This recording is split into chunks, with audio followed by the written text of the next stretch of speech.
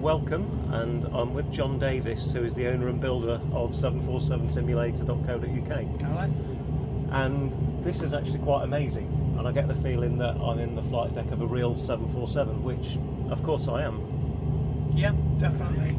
You are sitting in a salvaged 747 flight deck, 747-400. Used to belong to all Nippon Airways of Japan and was painted in Pokemon colours. It was a JA8956 off the top of my head, and it was nicknamed Ohana Jumbo.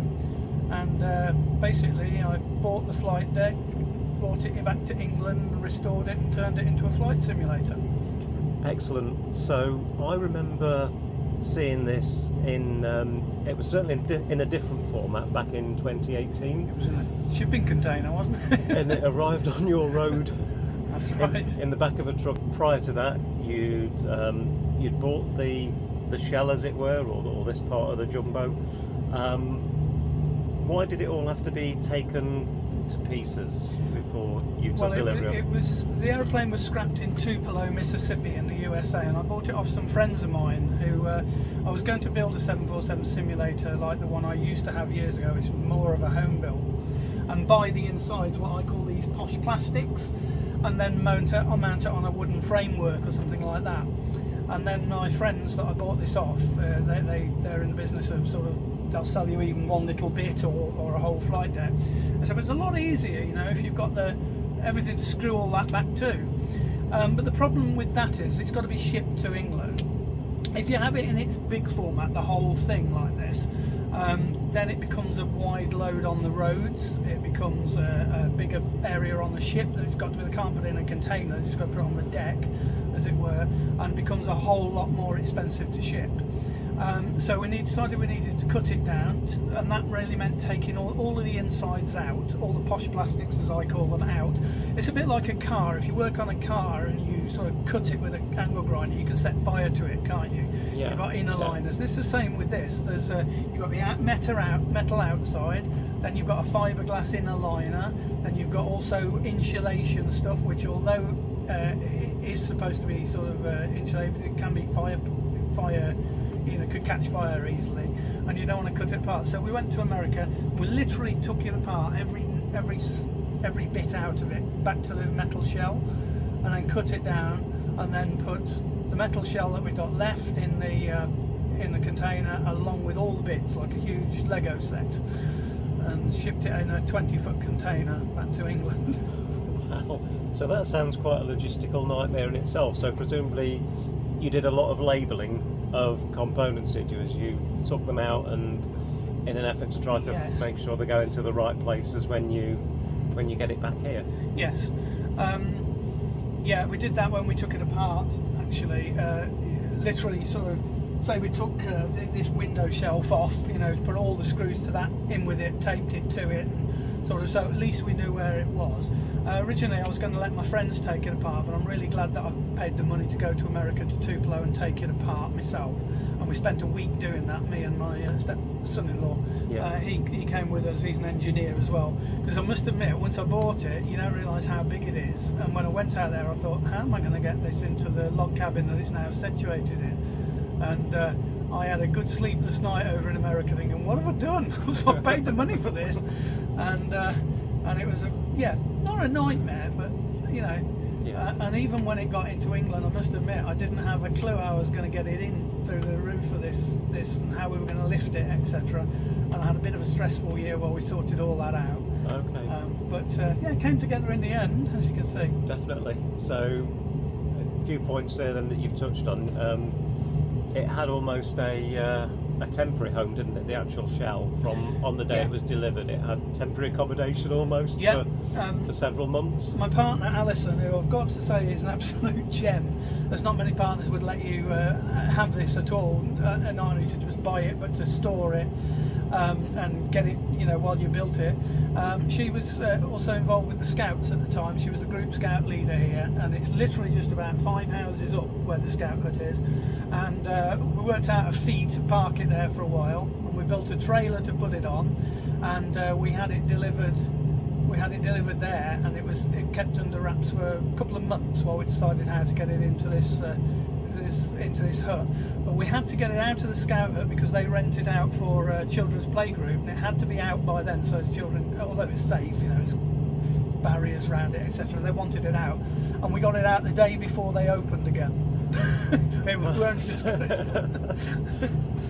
So no pressure to meet the deadline, but the deadline was... And the other problem we had was that one of the scout people there, they said, "Oh, you've got it coming in a lorry," and we said yes. And they said, I said, "It's a 20-foot container," and she was a lorry driver, so she says, "Yes, but it's not going to be on a 20-foot lorry. It's going to be a 20-foot container on a big lorry, because you can get 20-foot and a 40-foot, you see." Okay, yeah. So they might have another container on there, or just yours. And she said, "That ain't going to go into the scout hut. It isn't going to go into the yard. We're not going to be able to turn it in the street. So you're not." So we had to deliver it, as you remember, Carl, because you were here. We delivered it outside the house and used a forklift to take it down the road and into there. I remember the forklift driver well that day. It was Jake, wasn't it, who was shipping the things up and down, and then you've got quite a good army as well, taking the individual components off, so things like the throttles and all of the hydraulic parts. I remember. We walked those all the way around and back and put them into this log cabin, as it was, which was completely empty at the time. Yeah. But there was so much of it that it was in this log cabin. We got another couple of sheds in the garden that it was full of. We had stuff in the loft, and then we covered everything up with tarpaulins in the garden that was outside, although those were only sort of plastics that it could stand the weather in. And that garden was a bit like that for a couple of years. That's why I say Alison's a diamond, because not many people would let you do that. Yeah. In order to get the sim from its temporary location when it was stored at the scout site, it had like a final flight, didn't it? When you effectively, we had to. We were wondering how we were going to actually get it into the log cabin that it's in. I keep calling it a hut or a shed, you know, ultimate man cave really. But definitely, because originally I was going to build a home-built 747 and not buy this, so we had to figure a way to get it in. So we knew we could take the roof off. Luckily, we screwed that roof on when we built, because we even built the log cabin that it's in. It came as a kit, but we did it, me and my brother and friends. So we unscrewed the roof. Luckily we didn't hammer it on with nails, or that would have been a different thing. We had to scrap the roof tiles, but then we had a crane company crane it in, and we had to come down. There was an alleyway entry, as we call it in the UK, just up here, about 3 houses up, and the crane company went to the scout hut, lifted it onto their truck, and that could get up the side there, and they took it to the corner, which is sort of where I'm pointing now, over there, and they lifted it from over there. But we literally took the roof off. Of course, all the electrics were in here at that time, so we had to cover all that up in case it rained overnight. Luckily it was you know, it was a nice day when we did it, or a good enough day to lift it. But they lifted it and they put it into here within about 1 millimetre of where I wanted it. They were superb, absolutely. Wow. So what is the weight of the sort of shell? Now it's completely built back up again. It's about 2 tons. It was just slightly over a ton when it's cut down, just the metal itself. But yeah, this section of the aeroplane cut off just underneath the nose is about 2 tons. Yeah. And it's up on railway sleepers off the floor, so that we can actually get underneath to you know, not to maintain anything, but you know, we had to interface the controls and things, which meant putting potentiometers and things underneath it and working on it underneath and doing wiring underneath to make it all work. And I can get under there now. I'm not a slim boy, but I can get under there. It's not comfortable under there by anything, but a bit like, you know, a garage mechanic would on one of those little trolleys. Yeah. And I don't have one of them because it's a little bit too tight for one, so I crawl underneath it. But I don't have to do that very often. But to start with, and that's one of the things though. We put it on 3 railway sleepers to start with, and then realised because we hadn't built the back part up, it wouldn't fit. So we had to raise it up again on jacks, take a sleeper away and drop it down. And it's now within where the emergency exit is. It's about 1 millimetre away from the roof. It just fits. And this is a 5 metre square log cabin. So the software itself, then. So in terms of what's running all the avionics, I understand that's Aerowinx PSX, and that's got it is, huge advantages in so much as it is dedicated to simulate the 747-400. So it's an obvious bit. Only that. Only that. Yeah, lots of people sort of say to me, "Oh, can you do a 777 or anything?" No, not at all. No, it just does this, and it is licensed for some real airline training as well. Yeah. I can't remember which ones they are. An Israeli one, I think, and maybe the American I think one. maybe Atlas as well, but don't quote me. Yes. I think I've seen so that. that can be used. There's like a desktop sim. Well, not a desktop. You know, you can build what they call cardboard bombers. You can. It's touchscreen compatible, so you can put it over lots of touchscreens. You kind of make a cockpit up with an overhead and all the rest of it, and do that. But basically, it's so easy to interface and use more than one computer on, and then size your displays how you need them, and literally build it around a cockpit. And little more tricky working it into a real cockpit, because behind here where the screens go and everything, there's all the Boeing components. I mean, this is one screen here for me, but in reality, in the aeroplane, it's a square screen there and one there. They just undo a couple of bolts, take out if it's faulty. Yeah. So you have to find screens and things that will fit in around the original thing. You have to do a little bit of cutting around, but basically most things fit in. And but PSX, if you've not come across it, it's not the cheapest bit of software, but it's certainly not the most expensive either, and it's worth every penny. You get so much included with it, like some sims that we spoke about, you have to buy the certain utilities. With PSX, a lot of it's included. And not only that, it's got a great community behind it, and so many other people that have, like myself, built full-size simulators. Yeah. One of them that's flying around worldflight at the moment, like we're just doing a couple of legs at the moment, a gentleman called Gary Oliver and his team, and they have written so many bits of software that will interface with real components and things like that, and they let you have it for free. You know, if you remember, as long as you've got a licensed copy of the software and can log into the website, most of this becomes free to a genuine user of it, if you so wish to have it. So it's not like you've got to keep going out and spending 40-50 quid on something to add on and make things work. And there's so many add-on bits to make all kinds of things work exactly the same as the real airplane. Most of it's based on the British Airways configuration, because obviously we're English. Yeah. And you know, to that end, and makes it very realistic. And as you say, it will work with it also out of the tin will work. You know, again, some of this software that connects, you can use it with Microsoft Flight Simulator, X-Plane, Prepare 3D, and all of those you can for your visuals. Yeah. So that this flies the airplane, simulates the whole airplane and all of its systems, absolutely everything down to the last circuit breaker, and then the software in between will drive your visual generator, whichever one you choose to use. And there's really a choice of the three there. So I think I'm used to using PSX over probably one or two instances, and from what I understand, each instance just communicates seamlessly with the others. I tend to run sort of instances on a computer. I find it a little bit easier with interface cards that are into that to do other things. If a computer goes belly up, I'm not losing two lots of it, if you know what I mean. Yes. So, but you can do what you like with it. Really, it's very, very good. So in terms of the cockpit that you bought, I know earlier we were saying about the controls. So probably not a good time to move them because we are in flight, but they're dual controls, aren't they? So they're still interlinked. Yeah, I mean the airplane will react a little bit, but it's on autopilot a minute. But yeah. They're interlinked. If you can see the other side, the rudders. So are the rudders, so are the tillers. They're all still in there, which made it a little bit easier for me to interface as well. Which is one of the things my friends said when I bought it. If you've got all of that, it does make it easier. Also, the resolvers and things were still on the throttles, which made it easier to connect those as well. And various other things. I had to do a little bit of mechanical work to get some things working, but generally speaking, it's more or less straight out of the tin.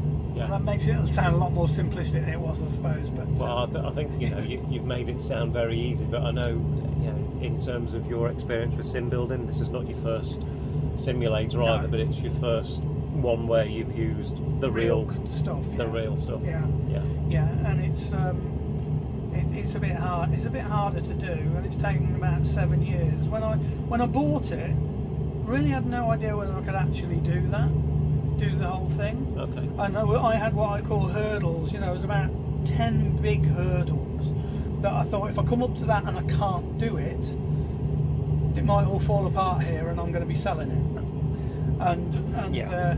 you know, I managed to overcome all of those, which I was sort of quite proud of, because I'm a bit of a one-man band in the sense that I've done most of this, not all of it. I had help from friends, and my brother, and you know, like yourself, coming to help unpack it and do things like that. People who've written software, little bits of software for it, etc., from the community. So it's not all my work, but I'd say about 85% of it is me down here on my own doing it, getting it all working. And it can be quite daunting and quite a long time to get it all running nicely to where you're really comfortable with it. You know, that you know what computers you got and what programs you got to turn on and stuff. That's kind of all in my head, really.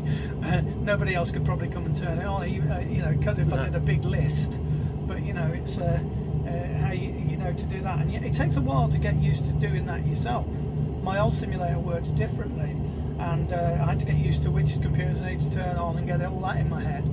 And then there's all the other things because I've got it as a business, and people want to come and fly it on a flight around an airport or something. You might give them something to look at, so a flight around Sydney so they can see the Opera House or something, or around London and see the sights of London.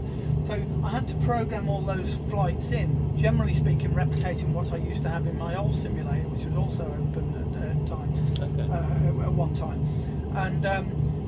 And that can be several hundred flights that I've had to do and save. So there's all that work to do as well. And then I did my own website as well, and all these things. So 90% of the work, I suppose, has been myself, and then, you know, but with help from friends and all the rest of it to do the things. My brother's very good at doing the manhandling stuff, the heavy lifting parts and things that we needed to do. Yeah. And building. Okay, so I know you've put a lot of information as well on your website, 747simulator.co.uk, which describes a lot of your. I know, for example, I was reading about the challenges that you had during COVID, which kind of was a bit of a double-edged sword for you, wasn't it? Double-edged in the sense that at that time I was building things like you can see from the website, we've actually got access doors either side of the simulator, which are the toilet block doors that came out of this aeroplane, and stuff like that, and to sort of match up the paint and stuff like that. You were going to like B&Q and stuff like that, but of course B&Q and that was shut, and I had to build there was no metal further back than more or less where you're sitting. So the floor had to be built there, so you couldn't get wood, you couldn't get screws, you couldn't go and get paint and stuff. And I was just at that point of the build when COVID hit, so I couldn't do any of that. So that was the double-edged side. I could still work on things on my own as I didn't need anything. So that was I mean, I was already retired by then, so it wasn't the fact that I was off work and lost my job that didn't affect me in that respect. But the double-edged part of it became the fact that at that time, during COVID, Virgin Airlines and British Airways retired their whole fleet. So there was a lot of parts that, you know, this flight deck was mostly complete, but I still was missing parts. Silly little things like, say, a little bracket up here that holds the window shade when you pull it up, and things like that. So basically, plane reclaimers in Cardiff that were breaking quite a lot of them, I got in touch with them, more or less gave them a shopping list, and agreed some prices, and we took them out, you know, and boxes of stuff would arrive here to go into it when it was finished, you know, and basically managed to fill every part back up. I don't think there's anything missing now at all. It's really impressive when you look around. It's all original equipment manager, OEM stuff as they call it, so which makes it feel different, look different. You know, it's well, as you know, it's like walking into a real airliner, isn't it? Definitely, and I think you said that you'd even catalogued the tail numbers of they're where on my the website components have come where from. those bits have come from. If it's not on that list, it was the original airplane that was there, you know, the old Nippon one. So if you've flown on British Airways one, you know the tail number, you can come along and see, or look at my website and see if you've got a bit of it here for you to look back at. And although it was all Nippon's a Japanese one, does fly now in a British Airways configuration. I prefer that. Yeah. The software itself can actually, the PSX software, you can do any airline pretty well that had a 747-400, you know. And the various options as well. And the various options, you cargo and all the rest them, of it, yeah. And that will affect your flight instrumentation and your flight management computers and anything that was airline specific. specific. Aerodynamics as well. Aerodynamics, everything, yeah. But I like to fly in a British Airways configuration because I always have. So although it was that, but I do like on the website, all the photographs that are on the website are of this aeroplane. And I like to make that as a feature because it was a historic aeroplane which essentially I've restored. Yeah. And there was a great photographer I found in Japan, and he allowed me to use his photos on the gift vouchers and on the website and everything, you know, because I sort of got in touch and said, sort of, what would you like to do this, you know, and he said, oh, use them how you like, which was great. Yeah. Tetsuo Ada, his name is, I think that's how you pronounce his name, and he took a lot of them. Mostly around the airport of New Chitose in Japan, and he's taken a lot of them in the snow as well. So the airplane's just turning. So when you see something moving, you're always like, oh, what's it doing now? So we've changed positions of the camera, and you probably noticed now it's got dark, and that's because we landed in Casablanca, John. That's correct, yeah. And it was sunset just about there when we landed, and we're now doing a second flight off to Algiers now, and it's dark outside now. It's actually gone dark, so we're flying in the middle of the night now. Obviously, because we've got a lot of lighting in here for the camera, that reflects over the main screen. So we will do some of the shots so you can see the visuals outside. Okay, so we're on the way to Algiers, and we'll be landing there. Not too far, is it? Probably about 45 minutes from now. But something like that, yeah. But no, it's been really great to see you sim today, John. It's come on a long way. Thank you very much for the experience. No, and I'm thinking as well, though, if somebody watching this is interested in flying the sim, can somebody book that? Yeah. And if so, how? Yeah, I mean, obviously this is my own toy, but it's open as a business, so you can book a flight experience in it. You can go to the website, which is 747simulator.co.uk. and you can find all the information on there, even pictures of how it came to be as well, you know, from all these things in various parts of it. We've got gallery pages, etc. You can just, if you just want to make a normal booking and don't need a voucher or anything, you can just ring up and book a slot and come and do it. Various prices, obviously, they're on the website.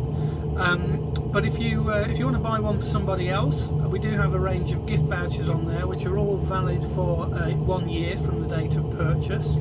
And there's lots of different designs. I mentioned earlier that photographer is allowing me to use these photographs, and he did some lovely ones in the snow and everything, which I've got as Christmas vouchers as well, if anybody's interested for Christmas. And you get that printed out in a nice little pack with printed information about the experience that you're coming on. And of course, once you've been and done your experience, you get a nice little gift certificate afterwards to say you've done it, which I gave you one earlier, didn't I, Carl? You did indeed, yeah. But it's printed with a nice photo of what this aeroplane used to look like in the Pokemon colours. You can see lots of photographs of that on the website, but essentially you can keep the gift voucher afterwards. You've got a little photograph of it, and also on your certificate as well. And everybody will have a great time. You can. I mean, I do have set experiences, but you can more or less do what you like within the time frame. We sort of say it's going to be an hour, hour and a half, 2 hours, whatever you book. And you know, if you wanted to do a flight from A to B, as long as it could be done in that time, you can do that. But it's not set in stone. Whatever's on there, you can come and do what you like to do. If you're a flight simmer, or if you just generally want to have it takeoffs and landings, we can do whatever. Yeah, I'm thinking there, does anybody need prior knowledge prior to coming here? No, not at all. You have a briefing. All of my flights, say you come in for an hour, you'll have a 20-minute briefing prior to the flight, but that doesn't come out of the hour. Okay. Some simulators, they take it out of the hour, so you end up with 40 minutes out of 60 because they've done 20 minutes talking to you. I don't. I want people to come and have a good time.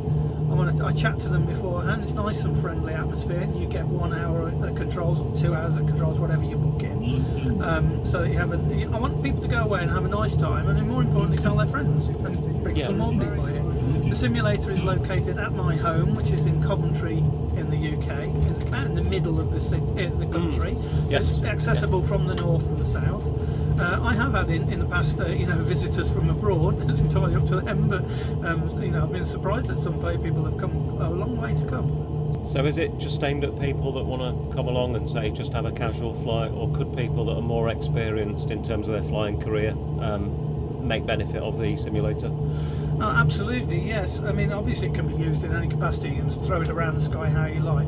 But this is a Boeing 747-400, and there are some airlines that actually use the simulator for part of the assessment when you join the airline. And this simulator can be used in that manner. It's fully functional, and I have all the scenarios set up so I can be the first officer, etc., and or bring other pilots with them. So I do have airline pilots come and use this for practice for various airline scenarios, you know, but particularly those that have got the 747 that they might be going on to, Yeah. or being assessed in. And it's like the same as the real aeroplane. It does all the same things. So very realistic environment. And for general use, we can have live weather in it. We not just for airline pilots, but for anybody that comes. We can have live weather being imported from the internet. So make cloudy, rainy, whatever, or preset that. We can have virtual air traffic out the window, which also shows on the displays here, you know, if they're getting too close and things on the TCAS, etc. As we did have one earlier, actually, Yes. when we were Yeah, filming. we did, yeah. One came a little close. And yeah, it's a very realistic. You've got all the sounds, etc., all the lighting and everything. And we landed at sunset, didn't we? And as I say, you gradually see it go dark, and it's beautiful. You can't see it at the moment. The stars are outside, and you can actually see Jupiter over there. I'm a bit of an astronomer as well on the side, so I can see that out of the left-hand window as we're going down there. So it's a very, very realistic environment. Just come along and give it a try. Indeed it is. All right. Thank you again, John. It's been a great day. You're welcome. Nice to see you again, Carl. And you.